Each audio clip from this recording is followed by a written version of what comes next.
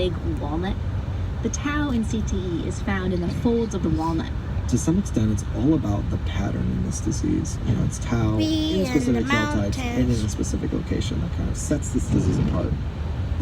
This was actually controversial for a number of years, with scientists squabbling over what was unique to football players and what was something else. It was only a few years ago that a group, including Kevin, got together to nail down that this pattern is different from aging and different from any other disease. And scientists think that the tangles are created in these spots when people get hit in the head over and over again. Because we also see the CTE pattern in people who get blasted off their feet in the military and in other athletes, like boxers and rugby players and hockey players. It's not that football specifically leads to CTE. It's not that hockey specifically leads to CTE. It's that within these sports, you can experience head trauma to some extent.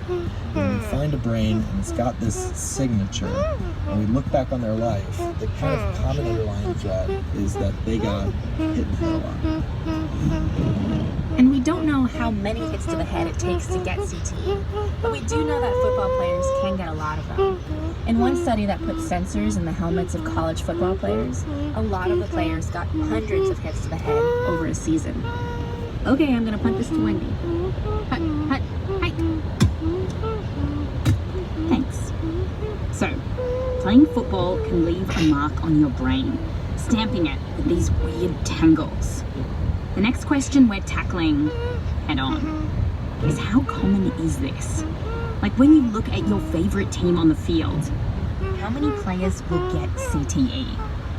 Because it feels like every time we turn around, there's CTE in the brain of another footballer. And then we hear stories like this. The largest study to date on former football players found evidence of a brain disease in nearly all of them. 99% of deceased players' brains examined in a new study showed signs of CTE, a degenerative brain disease linked to repeated hits to the head. 99%. Could that be possible? Well, this number comes from one study out of Boston University, which analysed the brains of 111 NFL players, and it found CTE in 110 of them. So that's actually a little more than 99%.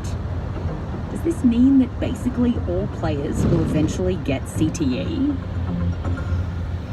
For this question, we spoke to Dr. Bob Cantu. He's a neurosurgeon at Emerson Hospital. He's been studying concussions for decades, and he's got this great nickname, The Godfather of Concussion. So we made him an offer he couldn't refuse. A chance to talk about science on a podcast. Now, Bob actually worked on that 99% paper. So we asked him, Mom, will you know over there, 99% of football players get Mom, CTE? over there is a Salton Sea. 99% of football players, we don't Salton think Sea is anything over there. close to that get CTE. Bob says that in that study, they weren't trying to find out how common CTE is in NFL players.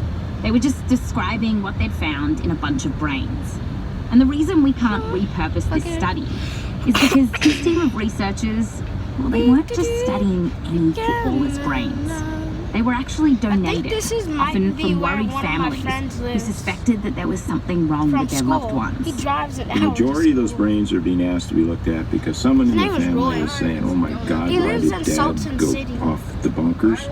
Getting brains from only worried people means you're way more likely to get brains he's been with driving that far problems. since like You can think about it since like he this. first went to that If you school. wanted to know what percentage of Americans are fans of the band Creed, you wouldn't go to a Creed concert and start surveying the audience. If you did, you'd be like, whoa, 99% of Americans are Creed fans. Whoop-de-doo. Bob says we're making the same mistake when we interpret this study as saying that 99